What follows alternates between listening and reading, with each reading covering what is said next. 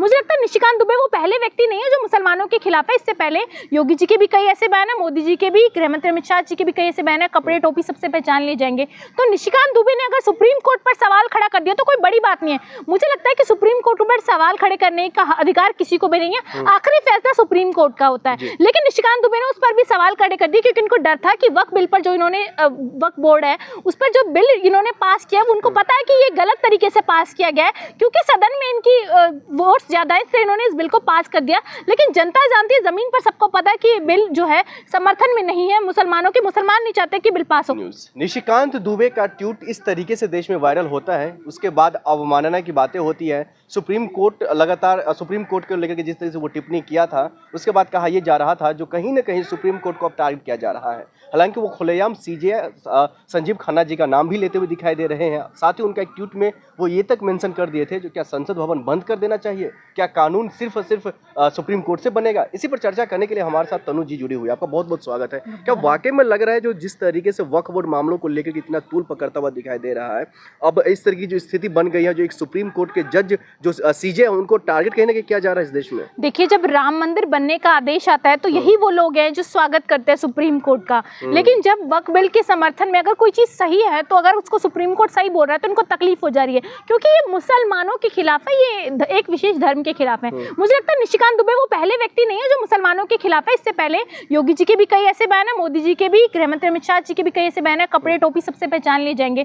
तो निशिकांत दुबे ने अगर सुप्रीम कोर्ट पर सवाल खड़ा कर दिया तो कोई बड़ी बात नहीं है। मुझे लगता है कि सुप्रीम कोर्ट पर सवाल खड़े करने का अधिकार किसी को भी नहीं है, आखिरी फैसला सुप्रीम कोर्ट का होता है। लेकिन निशिकांत दुबे ने उस पर भी सवाल खड़े कर दिए क्योंकि उनको डर था कि वक्फ बिल पर जो इन्होंने वक्फ बोर्ड है उस पर जो बिल इन्होंने पास किया, उनको पता है कि ये गलत तरीके से पास किया गया है क्योंकि सदन में इनकी वोट्स ज्यादा है, इसलिए इन्होंने इस बिल को पास कर दिया। लेकिन जनता जानती है, जमीन पर सबको पता है कि ये बिल जो है समर्थन में नहीं है मुसलमानों के, मुसलमान नहीं चाहते कि बिल पास हो। इसलिए सुप्रीम कोर्ट ने इस पर जो है टाइम दिया है सरकार को कि आप इस पर टाइम लेकर हमें इस पर जवाब दीजिए। लेकिन निशिकांत दुबे को इस पर बयान इसलिए देना था क्योंकि चाहते हैं कि तानाशाह सरकार जो चल रही है वो सदन में बैठ करके कोई भी बिल पास करे और वो बिल पास होने के बाद जनता तक पहुंच जाए, और ये तानाशाही बरतना चाहते हैं। क्या सुप्रीम कोर्ट से बड़ा हो गया है ये निशिकांत दुबे जो सांसद? देखिए, निशिकांत दुबे अपने आप को इसलिए बड़ा मानता है क्योंकि इस देश का गृह मंत्री और इस देश का प्रधानमंत्री अपने आप को बड़ा मानता है। बीजेपी अपने आप को समझती है कि सिर्फ वही देश चला सकती है, उन्हीं का जो अधिकार है इस देश के ऊपर, उनका फैसला आखिरी फैसला होगा। लेकिन मैं खुश हूँ कि आज देश में सुप्रीम कोर्ट जिंदा है। आज उनके फैसले जो है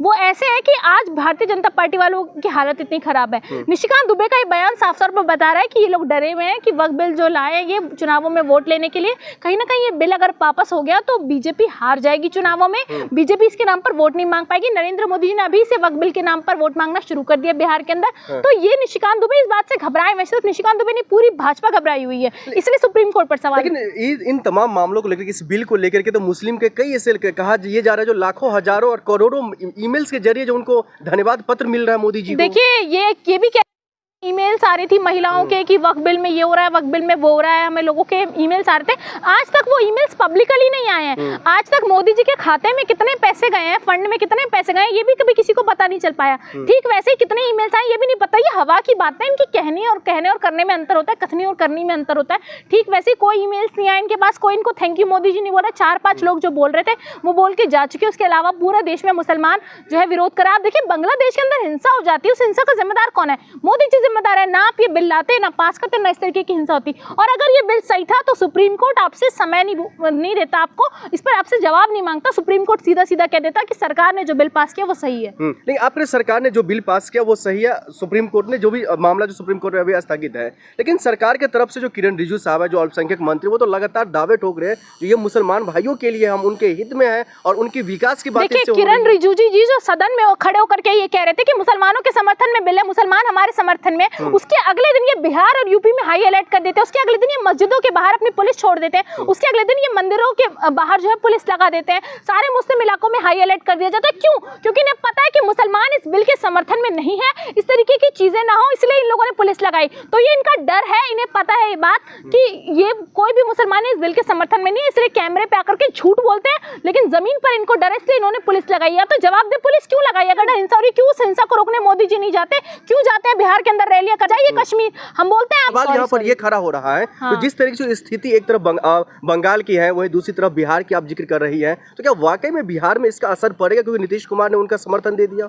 देखिए नीतीश जी ने उनको समर्थन तो दिया, लेकिन बंगाल के अंदर जो ये दीदी पर सवाल उठाए थे, मैं कहती हूँ बंगाल किसके अंदर आता है? देश के अंदर आता है, मोदी जी के अंदर आता है। लेकिन मोदी जी इसको देश के अंदर नहीं मानते, इसलिए वो वहाँ जाते नहीं और उस पर कड़ी टिप्पणी करते हैं। मुझे लगता है बिहार के अंदर जो नीतीश कुमार जी ने समर्थन दिया, इस बार सरकार जा रही है उनकी पूरी तरीके से नीतीश कुमार जी का करियर खत्म करने के लिए। प्रधानमंत्री नरेंद्र मोदी जी ने पूरा वक्त बिल लाए थे, पूरी साजिश रची थी।